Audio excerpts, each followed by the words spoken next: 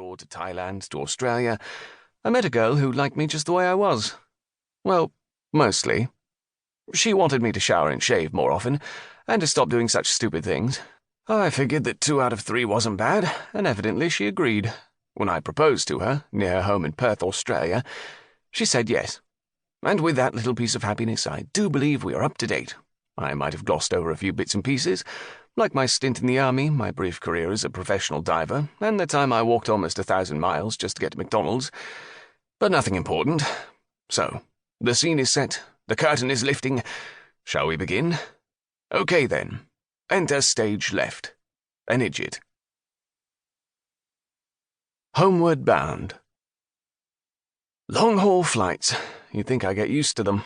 But there's something so physically debilitating, so torturous, about sitting cramped in one position for 24 hours straight, that I always arrive feeling like I've been run over by a train. Maybe it's the free booze.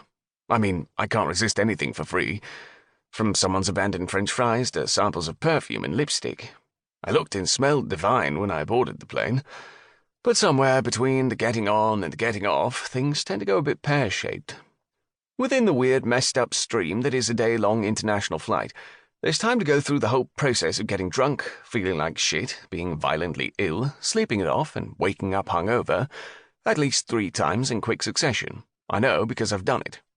I've spent hours in the toilet trying to figure out the most comfortable way of being sick in a confined space, because you can't just adopt the familiar position, kneeling in front of the loo, clutching the rim of the bowl and hurling your stomach contents straight down the pan. No, you can't, because there isn't room for your arse. You either have to develop a far more intimate relationship with the toilet than you're used to, which isn't great when you consider how many hairy, sweaty bum cheeks have sat straining on it since takeoff, or you learn how to project your vomit accurately whilst standing up, in turbulence.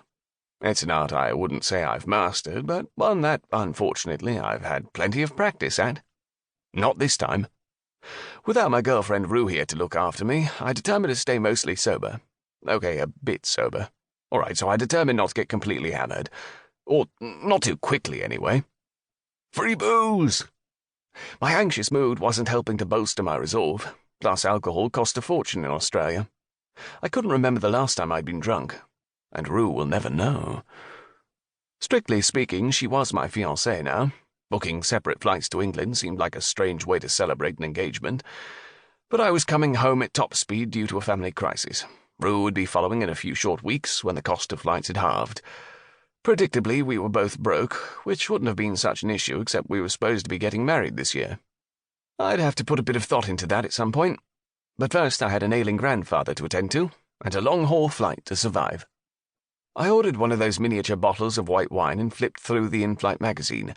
This alerted me to 2 problems that can arise when flying with an Asian airline. 1, the food was Asian. 2, the entertainment was Asian. Now, I don't want to sound racist, but as an English-speaking Westerner, this did sort of limit my options. Fully 1/3 of the movies on offer were in the Asian film category.